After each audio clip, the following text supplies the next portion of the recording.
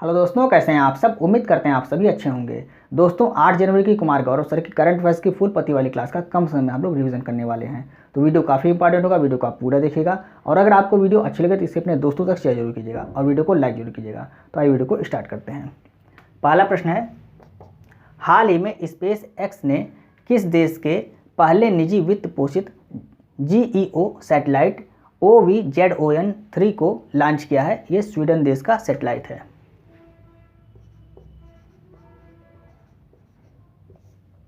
कहाँ का सैटेलाइट है? स्वीडन देश का सैटेलाइट है। नाम क्या है? OVZON-3 इसका नाम है। कैसा सैटेलाइट है? GEO सैटेलाइट है। GEO का मतलब क्या है? जियो स्टेशनरी ऑर्बिट उपग्रह। ये कैसा उपग्रह है? जियो स्टेशनरी ऑर्बिट उपग्रह है। किसका उपग्रह है? ये स्वीडन का उपग्रह है। निर्माण किसने किया है?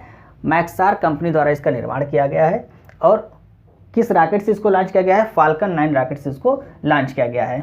स्वीडन की राजधानी क्या है? स्टॉकहोम ये स्वीडन की राजधानी है। ओस्लो किसकी राजधानी है? आपको कमेंट करके बताना है। ओस्लो किसकी राजधानी है? आपको कमेंट करके बताना है। स्टडी जीके का प्रश्न देखिए, हाल ही में भारत ने किस सैटेलाइट को फाल्कन 9 रॉकेट से लॉन्च किया है? तो भारत ने भी अभी हाल ही में फाल्कन 9 रॉकेट से किस सैटेलाइट को लॉन्च किया है? GSAT-20 सैटेलाइट को लॉन्च किया है। नवमित्र उपग्रह, नवमित्र उपकरण ये किसने लॉन्च किया है? इसरो द्वारा लॉन्च किया गया। नवमित्र उपकरण ये इसरो द्वारा लॉन्च किया गया है। मछुआरों की सुरक्षा के लिए इसको लॉन्च किया गया है।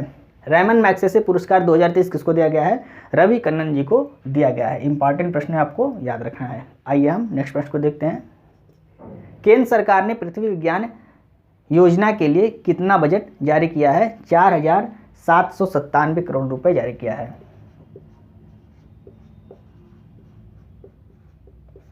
4,797 करोड़ रुपए पृथ्वी विज्ञान योजना के लिए किसने जारी किया है? पृथ्वी विज्ञान मंत्रालय द्वारा इसको स्टार्ट किया गया है। 5 वर्ष की यह योजना है। 2021 से 2026 तक यह योजना चलेगी। उद्देश्य क्या है इसका? पृथ्वी, वातावरण, जलवायु परिवर्तन का दीर्घकालिक अध्ययन करना इसका उद्देश्य है। इसमें 5 योजनाएं शामिल हैं। कौन कौन सी योजना है? एक्रास योजना है, पेसर योजना है, ओ स्मार्ट योजना है, रीच आउट योजना है और सेज योजना है। ये 5 योजना है। आपको योजनाओं के नाम भी याद रखना है। स्ट्रेटेजी के प्रश्न देखिए, समुद्रयान मिशन किसके द्वारा लॉन्च किया जाएगा? यह भी पृथ्वी विज्ञान मंत्रालय द्वारा लॉन्च किया जाएगा। और इसमें कौन सी पनडुब्बी का उपयोग किया जाएगा? मत्स्य 6000 पनडुब्बी का उपयोग किया जाएगा। मत्स्य 6000 क्या है? यह एक पनडुब्बी है। सिंगापुर के नए राष्ट्रपति किसको बनाया गया है? थर्मन शनमुगरत्ना को बनाया गया है। आदित्य L1 मिशन को PSLV C-57 रॉकेट से लॉन्च किया गया था। 2 सितंबर 2023 को उसको लॉन्च किया गया था और अभी 6 जनवरी 2024 को यह लैग्रांज पॉइंट 1 पर पहुंच गया है। नेक्स्ट प्रश्न है, हाल ही में इसरो ने किस रॉकेट पर polymer electrolyte membrane fuel cell का सफल परीक्षण किया है? PSLV C-58 रॉकेट से इसका सफल परीक्षण किया है। PSLV C-58 रॉकेट से इसका सफल परीक्षण किया। आपको पता होगा PSLV C-58 रॉकेट से किसको लॉन्च किया गया था? एक्सपोसैट उपग्रह को 1 जनवरी 2024 को लॉन्च किया था। किसने? इसरो के द्वारा लॉन्च किया गया था। और इसी के साथ POEM-3 को भी लॉन्च किया गया। POEM मतलब polymer electro satellite membrane fuel cell को भी लॉन्च किया, सफलतापूर्वक लॉन्च कर दिया गया है। स्ट्रेटेजी के प्रश्न देखिए, PSLV C-56 रॉकेट से DSSAR सहित सिंगापुर के 7 उपग्रह को लॉन्च किया गया था। PSLV C-57 से अभी हमने आपको बताया आदित्य L1 मिशन को लॉन्च किया गया था। चंद्रयान 3 को किससे लॉन्च किया गया था? LVM 3rd M4 रॉकेट से लॉन्च किया गया था। उसको बाहुबली के नाम से भी जाना जाता है। GSLV F-12 रॉकेट से NVS-0 फर्स्ट उपग्रह को लॉन्च किया गया। ये भारत का 2nd जनरेशन का पहला नेविगेशन सिस्टम। आपको याद रखना है। आपको कमेंट करके बताना है TVD-1 क्या है, ये आपको कमेंट करके बताना है। आइए हम नेक्स्ट प्रश्न को डिस्कस करते हैं। चौथा प्रश्न है, हाल ही में चर्चा में रही 750 मेगावाट की कुप्पा पंप हाइड्रो स्टोरेज परियोजना का संबंध किससे है? तो इसका संबंध गुजरात से है।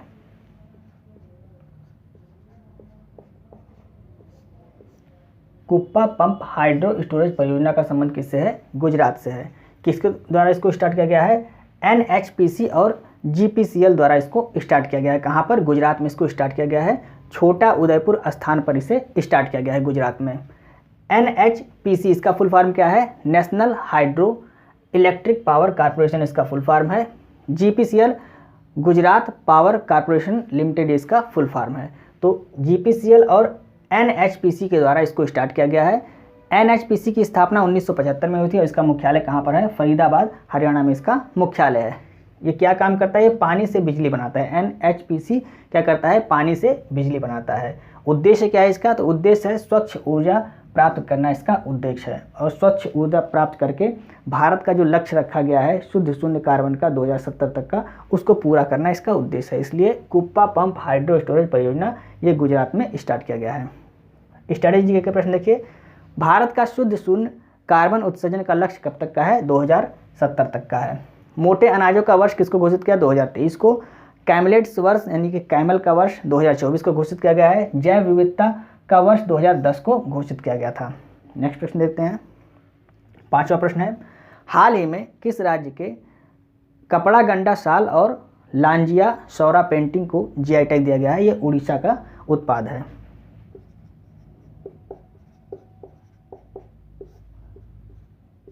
उड़ीसा के कुल 7 प्रोडक्ट को GI टैग दिया गया है, जिसमें कपड़ा गंडा शाल ये एक हो गया, दूसरा हो गया लांजिया सौरा पेंटिंग दूसरा हो गया, तीसरा कोरापुट काला जीरा चावल हो गया, चौथा सिमली पाल काई चटनी हो गया और 5वां हो गया ओडिसी खजूरी गुड्डा, ये एक मिठाई है, आपको याद रखना है। और 6वां हो गया ढेक माल माझी, यह भी एक मिठाई है। और 7वां हो गया कांति मुन्नी बैगन। ये 7 प्रोडक्ट हैं जिसको उड़ीसा को इसका GI टैग दिया गया है। चुरपी का GI टैग किसको दिया गया है? चुरपी का GI टैग अरुणाचल प्रदेश को दिया गया है। यह क्या है? यह एक प्रकार की पनीर है। कलारी यह भी एक प्रकार की पनीर है और इसका GI टैग किसको दिया गया है आपको कमेंट करके बताना है। नेक्स्ट प्रश्न है, हाल ही में IPS रश्मि शुक्ला किस राज्य की पहली महिला पुलिस महानिदेशक नियुक्त की गई हैं? महाराष्ट्र की पहली महिला पुलिस महानिदेशक नियुक्त की गई हैं। नाम क्या है? IPS रश्मि शुक्ला, ये महाराष्ट्र राज्य की पहली महिला पुलिस महानिदेशक नियुक्त की गई हैं। स्ट्रैटेजी के प्रश्न देखिए, CISF की पहली महिला हेड किसको बनाया गया है? IPS नीना को बनाया गया है। DGP और IGP का सम्मेलन कहाँ पर हुआ? ये जयपुर राजस्थान में हुआ था, आपको याद रखना है। अभी हाल ही में इसको पढ़ाया गया आपको। तमाशा और लावड़ी नृत्य कहाँ का नृत्य है? ये महाराष्ट्र का नृत्य है। नेक्स्ट प्रश्न है, हाल ही में चर्चा में रहे प्रोजेक्ट वीर गाथा 3 का संबंध किससे है? तो इसको कहाँ पर लॉन्च किया गया? प्रोजेक्ट वीर गाथा 3 को किसने लॉन्च किया है? तो इसको रक्षा मंत्रालय और शिक्षा मंत्रालय द्वारा लॉन्च किया गया है।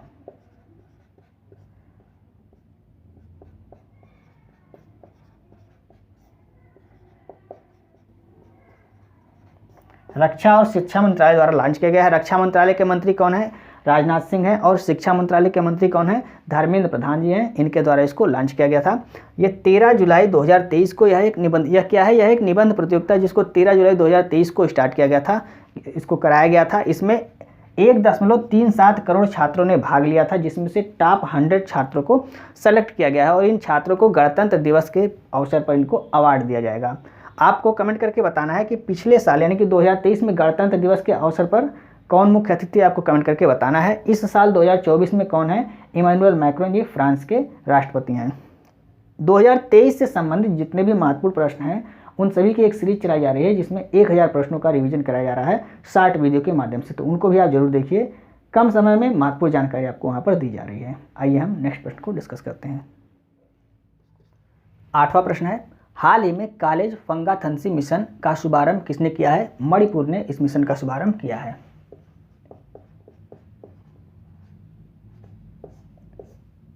मणिपुर ने कॉलेज फंगाथंसी मिशन का शुभारंभ किया है। यहाँ के CM कौन है? N वीरेंद्र सिंह यहाँ के CM हैं। इन्होंने इसका शुभारंभ किया है। उद्देश्य क्या है? कॉलेज को क्वालिटी एजुकेशन उपलब्ध कराना, ये इस मिशन का उद्देश्य है। शुरुआत कहाँ से की गई है? विष्णुपुर जिला से इसकी शुरुआत की गई है। स्ट्रैटेजी के प्रश्न देखिए, मणिपुर, यहाँ पर कुकी मैती संघर्ष यहाँ पे लगातार होते रहते हैं। काबुल लामजाओ नेशनल पार्क कहाँ पर है? यह मणिपुर में है। लोकटक झील भी मणिपुर में है। संघाई हिरन कहाँ पर पाए जाते हैं? मणिपुर में पाए जाते हैं। राजधानी क्या है मणिपुर की? इम्फाल है। शास्त्रीय नृत्य क्या है? मणिपुरी यहाँ का शास्त्रीय नृत्य है। और इसकी झावेरी बहनें जो हैं ये फेमस नृत्यांगना है यहाँ की, आपको याद रखना है। नेक्स्ट प्रश्न है, हाल ही में भारतीय ओलंपिक संघ का CEO किसे बनाया गया है? रघुराम अय्यर जी को बनाया गया है।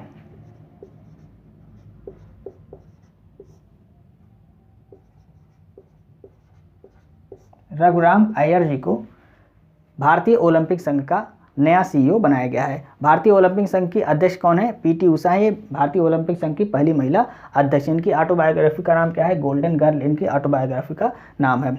एडीबी बैंक के कार्यकारी निदेशक किसको बनाया गया है? विकासशील को बनाया गया है। विभव क्या है? यह स्वनिष्क्रिय एंटी टैंक माइंस है। वैनेडियम क्या है? ये वैनेडियम कहाँ पर इसके भंडार पाए गए हैं? गुजरात में पाए गए हैं। लिथियम के भंडार कहाँ पर पाए गए हैं? जम्मू कश्मीर में पाए गए हैं। पंजाब में किस धातु के भंडार पाए गए हैं? ये आपको कमेंट करके बताना है।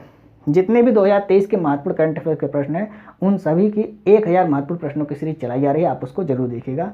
निश्चित रूप से आपको कम समय में अधिक से अधिक जानकारी वहाँ पर मिलेगी। 10वां प्रश्न है, हाल ही में किस देश ने पीएम मोदी पर आपत्तिजनक टिप्पणी के बाद 3 मंत्रियों को निलंबित किया है? मालदीव ने ऐसा काम किया है। मालदीव के राष्ट्रपति कौन है? मोहम्मद मोइज्जू। इन्होंने 3 मंत्रियों को प्रधानमंत्री मोदी जी पर आपत्तिजनक टिप्पणी करने के लिए निष्कासित कर दिया है, यानी निलंबित कर दिया है। मालदीव, ये जो मोहम्मद मोइज्जू हैं, इनके संबंध भारत से अच्छे नहीं रहते हैं। और अभी हाल ही में आप सभी ने देखा होगा कि सोशल मीडिया पर जो प्रधानमंत्री मोदी जी थे वो लक्षद्वीप की यात्रा पर थे और उन्होंने लक्षद्वीप के कई सारे फ़ोटो भी दिए थे। तो उसी को लेकर ये जो 3 मंत्री थे इन्होंने प्रधानमंत्री मोदी जी पर आपत्तिजनक टिप्पणी की, जिसके कारण मालदीव के जो राष्ट्रपति हैं इन्होंने इन तीनों मंत्रियों को निष्कासित कर दिया। क्यों निष्कासित कर दिया? इसका कारण क्या है?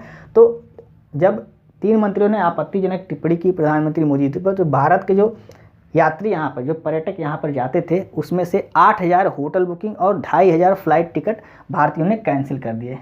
भारत के प्रधानमंत्री की यहाँ पे आपत्तिजनक टिप्पणी की गई, जिसके कारण भारतीयों ने अपने फ्लाइट के टिकट और होटल बुकिंग को कैंसिल कर दिया। जो मालदीव का इसी से खर्चा चलता है, यानी कि मालदीव का खर्चा कैसे चलता है? पर्यटन से चलता है। और भारत के काफ़ी सारे लोग यहाँ पर पर्यटन के लिए जाते हैं, तो भारतीय लोगों ने अपने फ्लाइट के टिकट और होटल बुकिंग को कैंसिल कर दिया, जिस कारण से यहाँ के जो राष्ट्रपति थे मोहम्मद मोइज्जू, इन्होंने अपने 3 मंत्रियों को निलंबित कर दिया।